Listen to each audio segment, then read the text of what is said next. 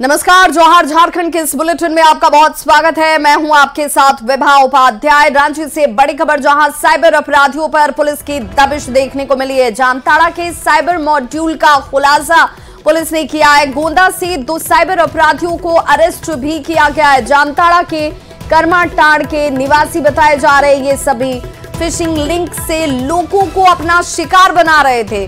प्रतिबिंब ऐप से इनकी जानकारी मिली, जिसके बाद इनकी गिरफ्तारी की सफलता हासिल हुई है। साइबर अपराधियों पर पुलिस की ये दबिश इस वक्त। और संवाददाता ओम प्रकाश हमारे साथ इस वक्त ज्यादा जानकारी के साथ ऑनलाइन पर रांची से जुड़ गए। ओम प्रकाश, ये जिनकी गिरफ्तारी हुई है, इनका नेटवर्क बड़ा होगा, तो क्या अब इनके दूसरे सहयोगियों को और इनके किन किन राज्यों में लिंक है, इसे भी खंगाला जा रहा है? जी बिल्कुल, बात करें तो जो जामताड़ा हो, देवघर हो या फिर गिरिडीह का इलाका, इन जिलों में लगातार जो प्रतिबिंब ऐप के जरिए कार्रवाई की जा रही थी, उसके बाद वहां पर साइबर अपराधियों में भय का माहौल हो गया है और वो आसपास के इलाकों में अपना नया ठौर ढूंढ रहे हैं कि ताकि वहां पर रह के वो अपने नापाक मंसूबों को अंजाम दे सके। इसी फहरिस्त में जो गिरिडीह के ये अपराधी बताए जा रहे हैं, जो साइबर अपराधी हैं, हालांकि जो जामताड़ा से इनका कनेक्शन मिला और पुलिस उसे भी खंगाल रही है। पूरे मामले में इन दोनों आरोपियों के पास से 22,000 कैश, कई मोबाइल्स और जो सिम कार्ड है वो बरामद हुए हैं। वहीं पर जो जानकारी है उसके अनुसार इन आरोपियों के द्वारा आंध्र प्रदेश के एक व्यक्ति के साथ जो है वो साइबर ठगी की वारदात को अंजाम दिया गया था, जिसकी जानकारी मिलने के बाद प्रतिबिंब ऐप के माध्यम से इन आरोपियों को गिरफ्तार किया गया है। फिलहाल आरोपियों से पूछताछ में कई अहम सुराग भी मिले हैं। वहीं पर रांची में इस तरह के नए मॉड्यूल के जो नए एस्टेब्लिशमेंट हो रहे थे, उन्हें भी ढूंढने का प्रयास जो है वो पुलिस के द्वारा किया जा रहा है। बहुत बहुत शुक्रिया ओम प्रकाश इस जानकारी के लिए। तो प्रतिबिंब ऐप से कैसे इन साइबर अपराधियों को पकड़ा जा रहा है, एक के बाद एक कामयाबी भी हासिल होती हुई, और इसी कड़ी में साइबर अपराधियों पर पुलिस ने दबिश देते हुए 2 साइबर अपराधियों को जामताड़ा से गिरफ्तार किया है।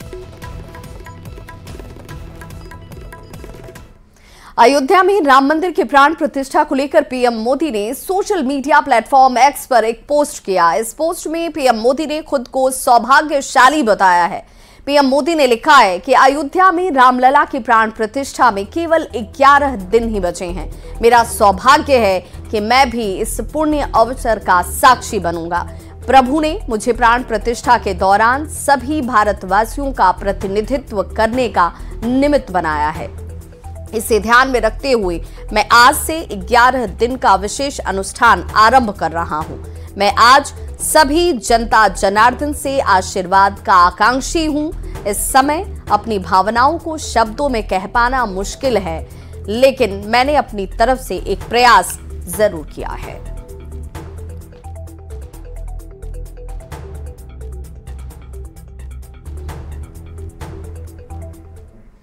वहीं झारखंड बीजेपी के पूर्व अध्यक्ष दीपक प्रकाश ने सीएम हेमंत सोरेन को पत्र लिखा। इसमें 22 जनवरी को झारखंड में मांस मदिरा पर बैन करने की मांग की गई है।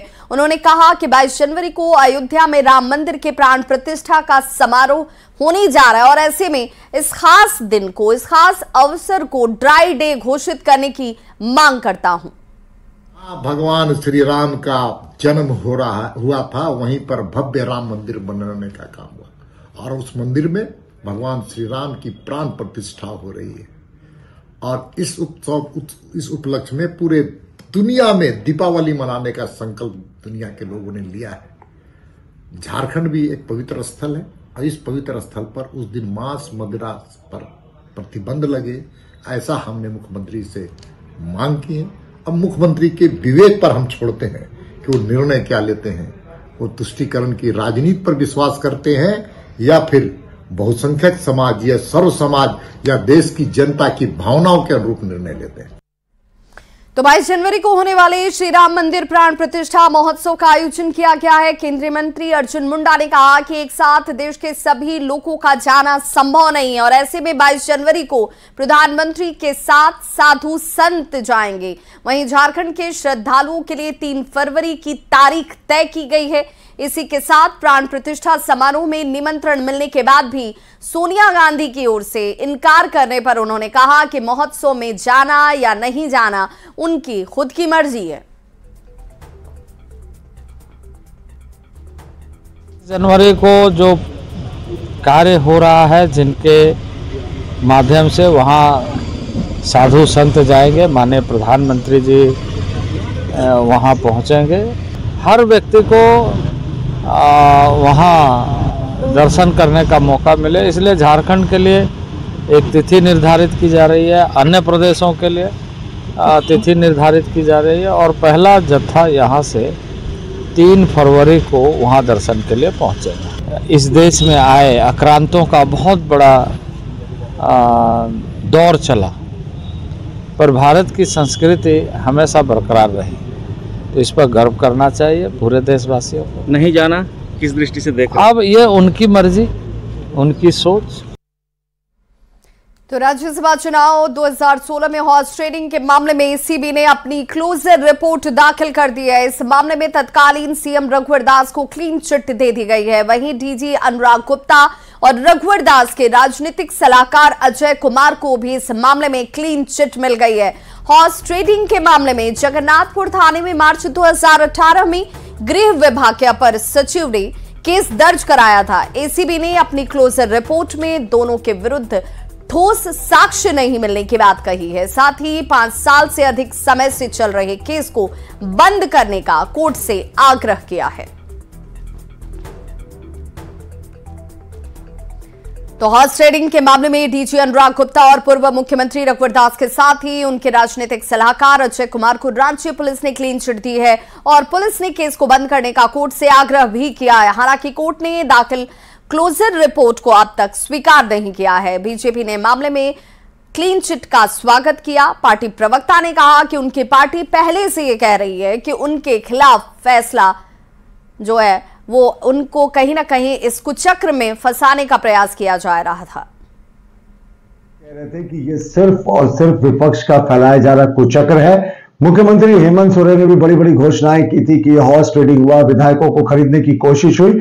आज उनकी पुलिस ने ही क्लीन चिट दे दिया। हमारा मानना है कि सत्य में जयते, सत्य की अंततः जीत होती है और आज हेमंत सरकार की पुलिस ने ही उन्हें क्लीन चिट दिया है। हम इसका स्वागत करते हैं और उम्मीद करते हैं कि मुख्यमंत्री जी के लिए एक नजीर पेश होगी, क्योंकि वो बदले की भावना से वो और उनकी पुलिस कार्य करती है और फर्जी मुकदमों में लोगों को फंसाती है, लेकिन अंततः सच्चाई की ही जीत होती है।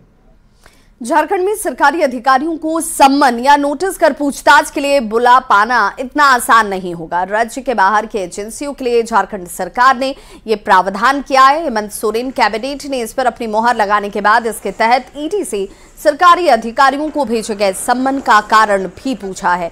कैबिनेट सचिव वंदना दादेल के द्वारा ईडी को लिखे गए पत्र के बाद अब सबकी निगाहें ईडी की अगली कार्रवाई पर जाकर टिक गई हैं। कैबिनेट सचिव के पत्र की जानकारी दे रहे हैं न्यूज़ 18 संवाददाता अविनाश कुमार। झारखंड में सरकारी अधिकारियों को समन या नोटिस कर बुला पाना अब ईडी के लिए आसान नहीं होगा। पहले कैबिनेट के द्वारा इस पर मुहर लगना और उसके बाद उसी फैसले के आधार पर कैबिनेट सचिव के द्वारा ईडी को लिखा गया पत्र ये स्पष्ट करता है कि अब ईडी को सरकारी अधिकारी को बुलाना या सरकारी कार्यालय में जाकर किसी तरह की जांच पड़ताल करना, सरकारी आवास पर जाकर जांच पड़ताल करना इतना आसान नहीं होगा। हालांकि ये बातें सिर्फ कैबिनेट में लिए गए निर्णय के आधार पर ही कही जा रही है, क्योंकि ईडी क्या करेगी, ईडी के अधिकारी क्या सोचते हैं, अभी ये स्पष्ट नहीं हो पाया है। लेकिन जो झारखंड सरकार की तरफ से स्पष्ट किया गया है उसमें ये साफ है कि अगर किसी भी सरकारी अधिकारी को ईडी या किसी दूसरे ऐसे एजेंसी जो राज्य से बाहर की है उसके द्वारा अगर किसी अधिकारी को समन या नोटिस किया जाता है, तब सबसे पहले वो अधिकारी अपने विभाग के जो प्रमुख हैं उनको इसकी जानकारी देंगे। जो विभाग के प्रमुख हैं वो फिर मंत्रिमंडल एवं निगरानी विभाग को जानकारी देंगे और इसके बाद की अगर हम बात कर लें तो इस पर कानूनी राय लेने के बाद उस पदाधिकारी को क्या करना है ये जानकारी दी जाएगी। यही वजह है कि इस निर्णय के बाद कल कैबिनेट सचिव वंदना दादेल के द्वारा जो पत्र ईडी को लिखा गया है उसमें ये पूछा गया है कि आखिर जो सरकारी जो अधिकारी हैं झारखंड के, उन्हें सम्मन जो भेजा जा रहा है वो किस मामले में भेजा जा रहा है वो स्पष्ट किया जाए।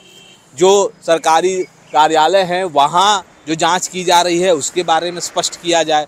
तो अब स्पष्ट तौर पर यह भी है कि अगर किसी भी अधिकारी को, झारखंड के अधिकारी को कोई समन या नोटिस भेजा जाता है, जैसा कि कल भी यहाँ साहेबगंज के डीसी को आना था लेकिन वो नहीं आए, और इसलिए नहीं आए क्योंकि उन्हें जब तक उनके विभाग के तरफ से, मंत्रालय के तरफ से उन्हें कानूनी रूप से जो जानकारी दी जाएगी, सलाह दी जाएगी, उसके बाद ही वो यहाँ पहुँचेंगे।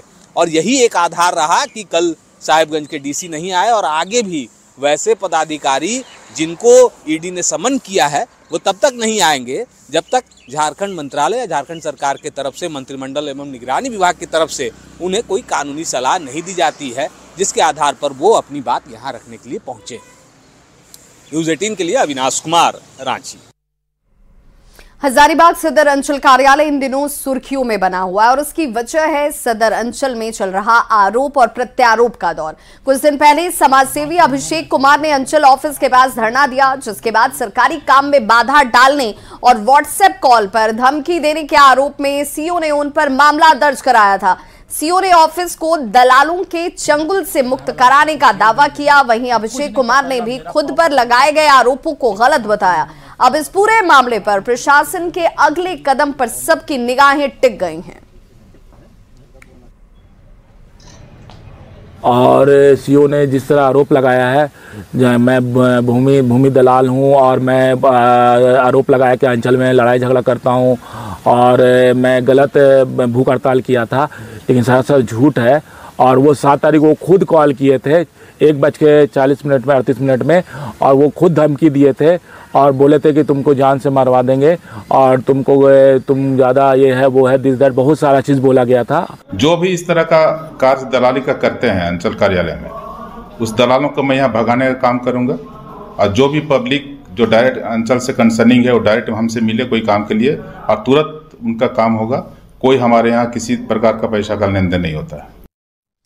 लोहरदगा में सदर प्रखंड क्षेत्र अंतर्गत निंगनी गांव में आरसीटी विभाग की ओर से हो रहे नाली निर्माण के कार्य का ग्रामीणों ने विरोध किया है। ग्रामीणों ने ठेकेदार पर घटिया निर्माण कार्य करने का आरोप लगाया, साथ ही नाली निर्माण कार्य बंद करने और काम की गुणवत्ता की जांच करने की मांग की है। वहीं ग्रामीणों की शिकायत और घटिया निर्माण कार्य का विरोध करने के बावजूद विभाग मौन साधे हुए। पूरे मामले पर विभाग के जूनियर इंजीनियर ने आरोपों को खारिज कर दिया। वहीं लोग अब डीसी और विधायक के पास शिकायत करने की योजना में हैं। पंचायत में नाली बन रहा है आरसीटी विभाग से, जो मैं काम होते का क्रम में गया, वहाँ देखा अनसाइज पत्थर से काम हो रहा है। और मैं जब वहाँ पर बोला कि मेरा पंचायत में काम हो रहा है तो सही ढंग से काम हो, अन्यथा काम को बंद कीजिए। लेकिन यहाँ पर उसको सुधार नहीं किया जा रहा है और जैसा पत्थर जो अनसाइज पत्थर होता है उसी से काम किया जा रहा है और काम चालू है। देखिए, एक्चुअली उसमें एस्टिमेट हम लोग पूरा प्रॉपर तरह से फॉलो कर रहे हैं। अब घटिया निर्माण इन द सेंस मतलब क्या बोलना चाह रहे हैं, वो प्रॉपर होना चाहिए। पॉइंट वाइज आंसर देते हैं, ठीक है। पहला है मसाला का, तो मसाला में क्या है कि हम लोग का जो एस्टिमेट में है उसके हिसाब से हम लोग उसको चेक किए हैं तो प्रॉपर जा रहा है। दूसरा बात रहा बोल्डर का, बोल्डर के लिए भी बात उठा था, तो बोल्डर में क्या है कि हम लोग का एस्टिमेट में रैंडम रबल स्टोन मशीनरी है, जिसका अर्थ ये हुआ कि अनसाइज पत्थर फ्रंट में जो है हम लोग साइज पत्थर का यूज कर रहे हैं। वहीं बड़ी खबर रांची से आ रही है, जहां बाबूलाल मरांडी का एक पोस्ट और कैबिनेट सचिव के पद पर बाबूलाल मरांडी ने सोशल साइट प्लेटफॉर्म एक्स पर एक पोस्ट किया है। भ्रष्टाचारियों को संरक्षण दे रही है सरकार। बाबूलाल मरांडी की तरफ से इसमें लिखा क्या है, मनी लॉन्ड्रिंग जांच में बाधा डालने का आरोप और अधिकारियों को बाबूलाल की तरफ से नसीहत भी दी गई है। जेएमएम कार्यकर्ता की तरह नहीं करें काम, बाबूलाल मरांडी ने इस पोस्ट के जरिए लिखा है।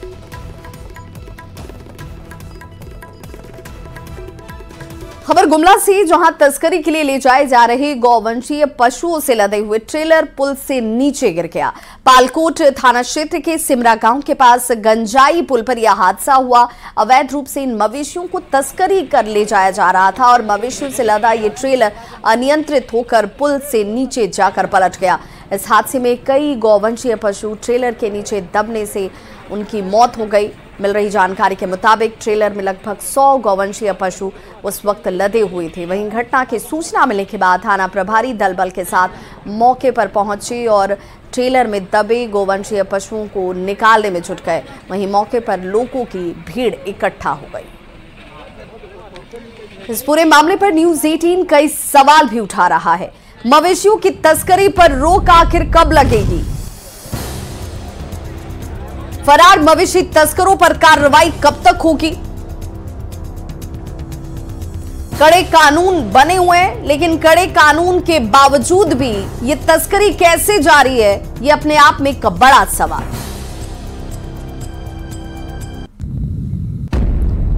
केंद्रीय कृषि मंत्री अर्जुन मुंडा ने सिमडेगा में अंबेडकर चौक के पास निर्माणाधीन इंटरनेशनल एस्ट्रोटर्फ स्टेडियम का निरीक्षण किया। उन्होंने कहा कि भारत सरकार युवाओं को आगे बढ़ाने के मकसद से खेल पर विशेष फोकस कर रही है। उन्होंने कहा कि ये युवाओं का भारत है और जब युवा आगे आएंगे तभी भारत प्रगति करेगा। उन्होंने कहा कि खेल की नगरी सिमडेगा में खिलाड़ियों के लिए बन रहे इस आधारभूत संरचना को बनाने के लिए उनके मंत्रालय की ओर से राज्य सरकार को पैसे दिए गए हैं। उन्होंने हॉकी के क्षेत्र में सिमडेगा की बेटियों के बेहतर प्रदर्शन की भी कामना की।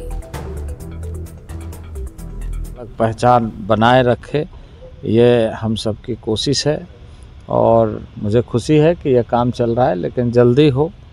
इस तरह के जितने भी आधारभूत संरचना के लिए राज्य सरकार जब कभी भी जिस क्षेत्र के लिए कहा है, और हम अभी भी आमंत्रित करेंगे कि राज्य सरकार इस तरह के आधारभूत संरचना को बढ़ाने के बारे में प्राक्कलन भारत सरकार को भेजे। स्वामी विवेकानंद की 161वीं जयंती के मौके पर रांची के बड़ा तालाब में विशेष कार्यक्रम का आयोजन किया गया। रांची नगर निगम और रामकृष्ण मिशन के संयुक्त प्रयास से ये कार्यक्रम का आयोजन किया गया है और इस दौरान जहां सुबह में प्रभात फेरी निकाली गई, वहीं बड़ा तालाब यानी कि विवेकानंद सरोवर में पूजा का भी आयोजन किया गया। इस मौके पर युवाओं के देश में एकता कायम रखने की शपथ दिलाई गई। कार्यक्रम के दौरान भजन के साथ साथ विवेकानंद के संदेश भी युवाओं के बीच दिए गए। मॉर्निंग हम लोगों ने प्रभात फेरी भी आयोजित किया है, तो विभिन्न स्कूल के बच्चे, एनसीसी, स्कॉट और एनएसएस के लोग भी यहाँ पे सम्मिलित हुए हैं और कुल मिलाकर के विवेकानंद जी के विचारों से प्रेरणा लेते हुए हम लोग कैसे अपने पूरे देश को, राज्य को, शहर को, जिले को और बेहतर कर सके और उन्नति की दिशा में ले जा सके, उसकी प्रेरणा सभी लोग एक साथ ले रहे हैं, संकल्प ले रहे हैं। जो 3H हैंड, हेड और हार्ट, तीनों का सूक्ष्म विकास, तीनों का जब मजबूत बनेगा तो अभी अच्छे इंसान बनेगा। स्वामी विवेकानंद जी ऐसे ही युवा चाहते थे। राष्ट्रीय युवा दिवस अवसर पर जो युवा लोग इसे सुन रहा है, मैं ही बताऊं, आप लोग भी स्वामी जी बताते हनुमान जैसा बाहुबल, बुद्धिबल और हृदय दिल बल, दिल में भगवान है, ये विश्वास करके अपना सब कर्म करना है। और इस बुलेटिन में बस इतना ही, लेकिन न्यूज़ 18 बिहार झारखंड पर खबरों का सिलसिला लगातार जारी है।